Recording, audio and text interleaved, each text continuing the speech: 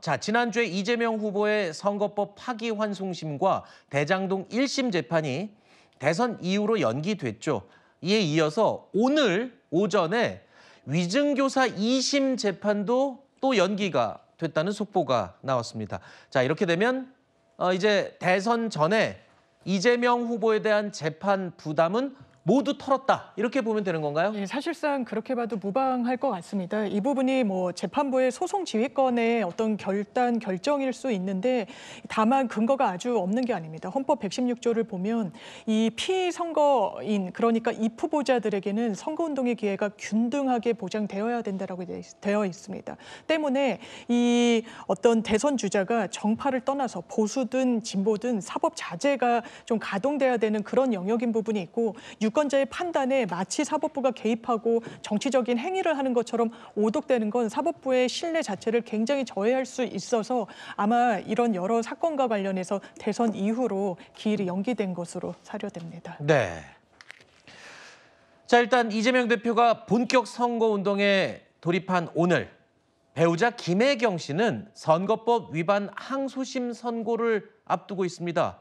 자, 김혜경 씨는 지난 2021년 대선 경선을 앞두고 10만 원 상당의 식사를 제공한 혐의로 기소가 됐죠. 저의 부족함으로 생긴 일들에 대해 국민 여러분께 다시 한번 죄송하다는 말씀을 드립니다.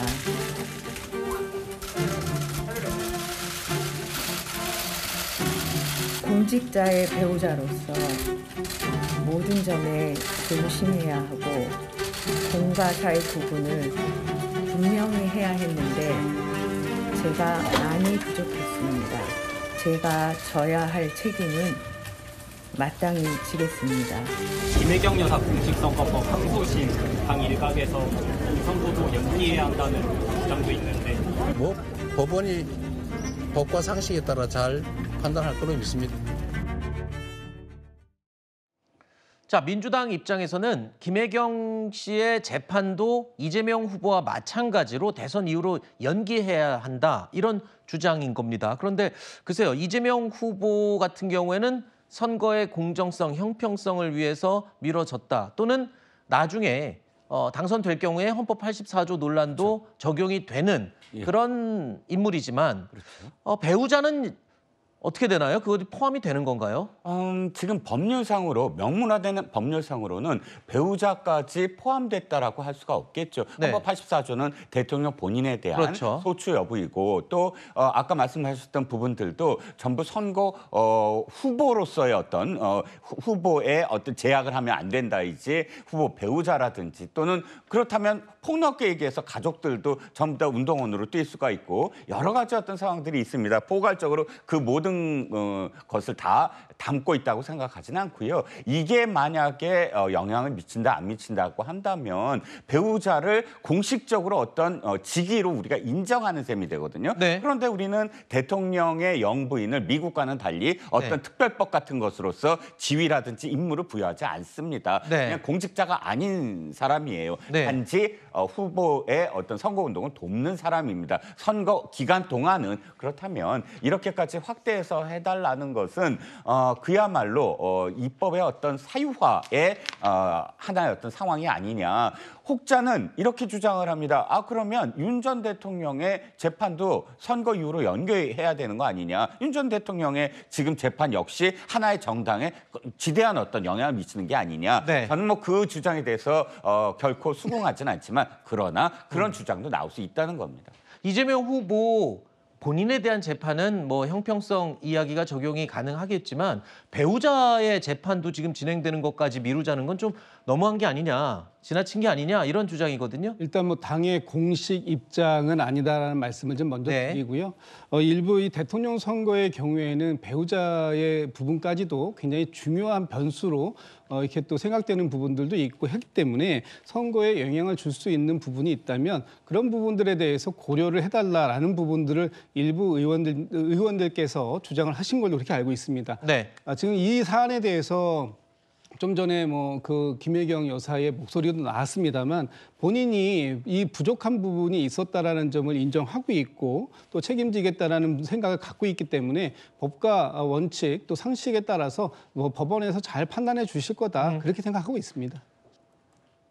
잠시 후에 오후 2시에 이제 선고가 예정이 돼 있거든요. 자, 과연 법원은 어떤 판단을 할지 잠시 후에 나오면 여러분도 판단을 하실 수 있을 것 같습니다.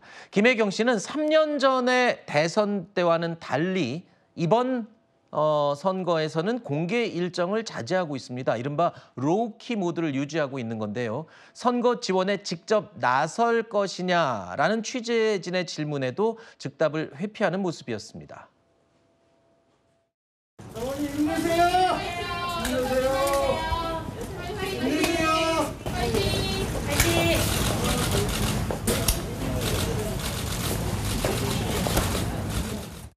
긴 시간 재판 받아오셨는데 한 말씀만 좀 부탁드리겠습니다. 혹시 조기 대선에서도 선거 지원 직접 하실 생각이신가요?